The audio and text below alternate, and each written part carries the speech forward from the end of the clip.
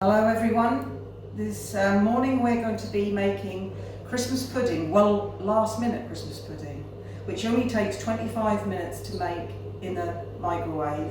What you will need, the ingredients for this recipe, what you will need is 300 grams of good quality mincemeat, 140 grams of fine shred orange marmalade, 200 grams of molasses cane sugar, 4 tablespoons of treacle, 3 eggs beaten, 4 tablespoons of whiskey, and if you don't want to add whiskey, I would think you'd be able to use apple juice or fruit juice, 100 grams of butter, frozen and coarsely grated, and 200 grams of self-raising flour. The key to making this a successful Christmas pudding is in the stirring. You really need to stir the ingredients really well before you put it in your prepared bowl to go in the microwave. And your prepared bowl will need to be greased and a little piece of parchment paper put in the bottom and a circle to go on the top before that goes into the microwave. This is the prepared bowl and the size of, this is the prepared bowl and the size that you will need to put your Christmas pudding in. And you need to grease it with butter and just make a little circle, and it's a good idea to measure it because otherwise you'll get a funny shaped Christmas pudding. So there's our prepared bowl all ready to go. Okay. Right, I'm stirring the Christmas pudding, and this is a reflection of Stir Up Sunday, which in the Christian tradition happens the week before Advent begins. And like I said, you really need to mix this well. I'm using a jug, but you need to have a deep bowl because that does take a lot of mixing.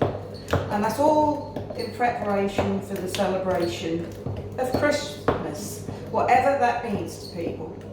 But for all people, you could argue it's a time of togetherness, being together and sharing. And that's really important, as we know, to get together with family and friends. And this is part of the Christian tradition of being together and celebrating. So I'm now going to pour this lovely mixture, which smells beautiful, into the prepared. Look at that, it's beautiful, isn't it? Let's hope it comes out as beautiful as it goes in.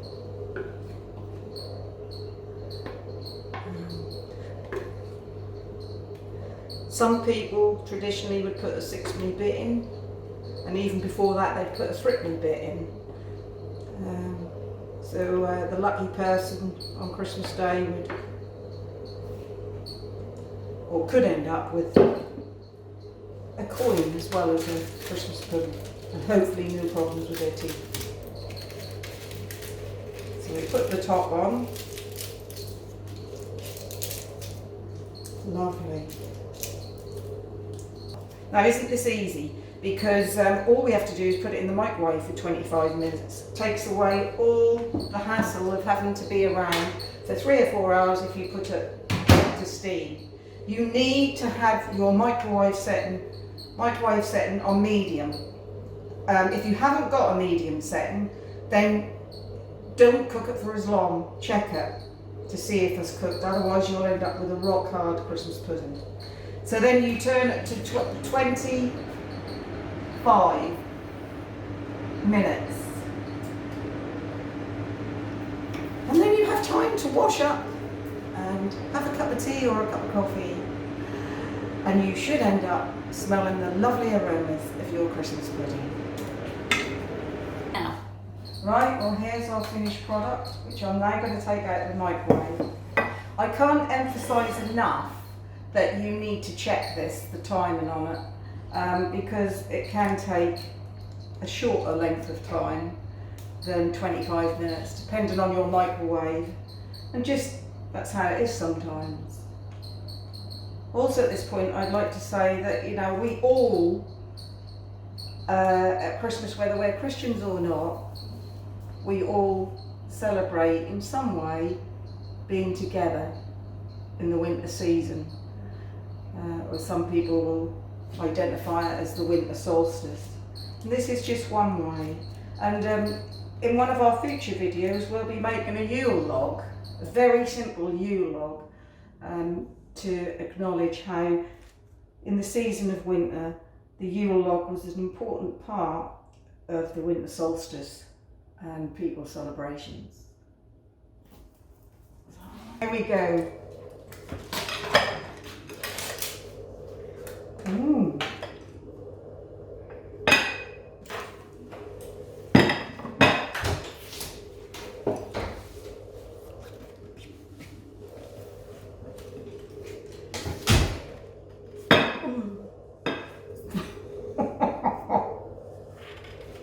Ta-da! Wow, that looks superb. And there is our Christmas pudding.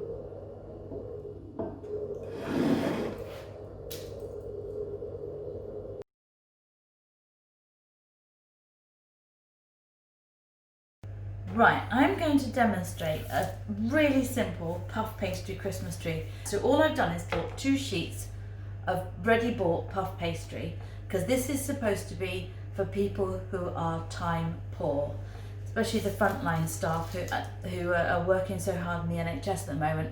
And what we're trying to do is give them something quick and easy to do, but they can say is homemade, that looks fantastic and tastes absolutely delicious.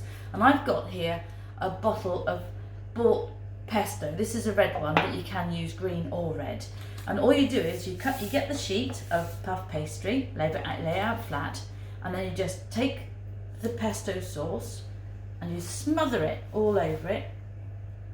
This is going to get messy until you've covered the whole of that piece of puff pastry. And then what we're going to do is we're going to put another piece of puff pastry exactly the same size on the top. You can sprinkle black pepper in this. You could even sprinkle, if you wanted to, pieces of grated olive or more Parmesan cheese if you wanted, if you want to make it extra flavoursome. And I quite like when you decorate the whole tree itself with pieces of olives and bits of pomegranate, so you've got baubles on the tree. And you don't want to make too much in here because it's going to squidge out the side. So, and we are going to cut some of the pieces off to make some extra bits with. Right, that's that portion of it. Now what we do is I have got the other piece of puff pastry here, and we are going to, if it will come off the paper, we are going to very delicately put this over the top. And that's perfect. Almost perfect anyway. Flatten it down over the top of it. And now I've made little tiny marks at the top of this one, so I can see. I've never done it with a ruler before because I usually just do it by eye, but you want a Christmas tree shape. So what you want to do is cut it like that, and then you remove the pieces that you've actually cut off, and you want to do it exactly the same the other way. So you've got the Christmas tree shape. So let's pull that down sideways like that. Let's hope my arm's not in the way and you're not missing seeing that. And I haven't cut it all the way through. That's not very good, but it's easily remedied. There we go. Now remove that, and then what you do is you put a little bit, you cut a little piece away here because you want the Christmas tree stem. Put quite a nice thick one because you're going to twist it.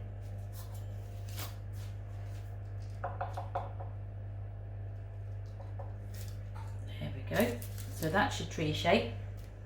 And then all you do is you put cuts all the way down at even pace. Now I'm doing this by eye because I can't be bothered to faff around with a ruler. And you can have them as thick or as thin as you want. And you turn the ball around. You do exactly the same thing on the other side. And what you'll be doing is you'll be twisting these to make them into the Christmas tree branches. And let's hope I can do this right. I'll leave that one like that. So you start by twisting them like that, then you do that with every single one. Just make sure you have cut through to the bottom, otherwise you're not going to be able to twist it.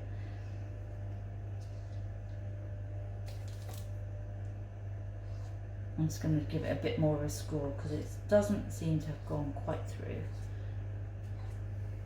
They look very, very pretty with when you do it with green pesto actually, but I quite like red pesto as well because it's very Christmassy colour too. So you just twist it and pinch it at the sides. And we're going to use the paper that it's on as the greaseproof paper that it's going to go into the tin on, which is quite handy. So it saves you wasting paper by buying any paper.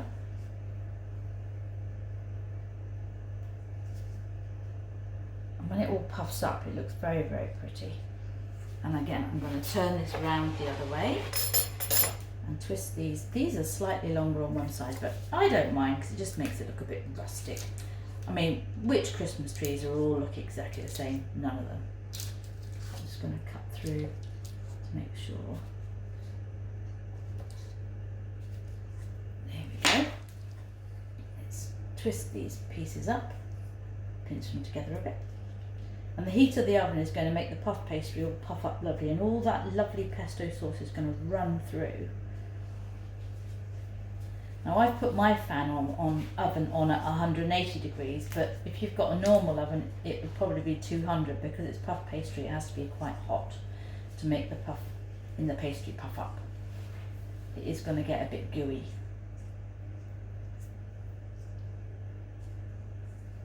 I've made these many times before and they've always gone down as quite a nice little showstopper. So, not the best, but still looks homemade. And then you just lift it onto the, I'm going to show you on here, lift it onto the tray, so that fits perfectly then. You've got the paper, I just always tuck the paper underneath so it doesn't get too burnt. Now I've got my oven on and it has actually, I'm going to have to wash my hands a minute. And she's back in the room. And we're going to pop that into the oven for probably 20-25 minutes. And when it comes out, I'll let you have a look and see what it looks like.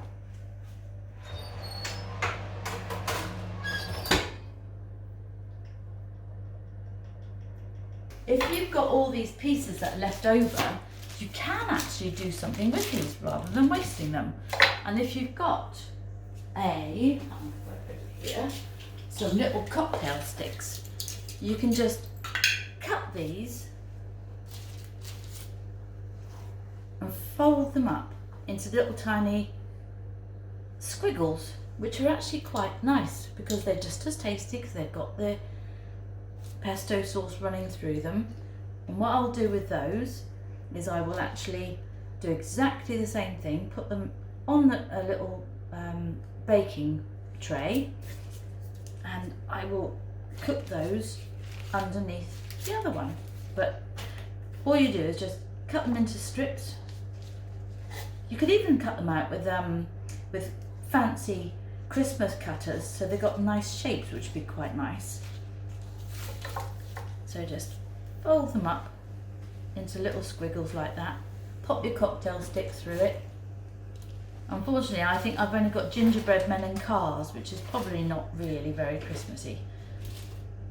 But I'm sure you could probably get some cheap cutters from somewhere like a shop that does things on a reasonable price. If there's any left in the shop at this time of year, of course. So I'm just stabbing it all. And I can actually do 2 of those on one because we've got smaller pieces. So you put 2 together like that onto one cocktail stick. And just keep doing that, and I'll show you what they look like later. So I'm going to pause the video now, and once the Christmas tree is cooked, I'll show you what it looks like. Right, timer's gone off. Out it comes. Oh, actually that's come out quite nice. Quite like that. But these ones, oh, they can come out as well. They're very pretty. I'm not sure if to put that on that hot surface though. I'm going to put it on a board. Let's so you can have a look and see what the little ones look like as well. So these are the little ones. It does look a lot prettier, I think, when it's got green pesto sauce in it. But I think that's quite nice, and you can sprinkle that with pomegranate seeds and olives and black pepper and maybe a bit more cheese over the top of it. Just melt it down on it while it's still hot. And that's your Christmas tree.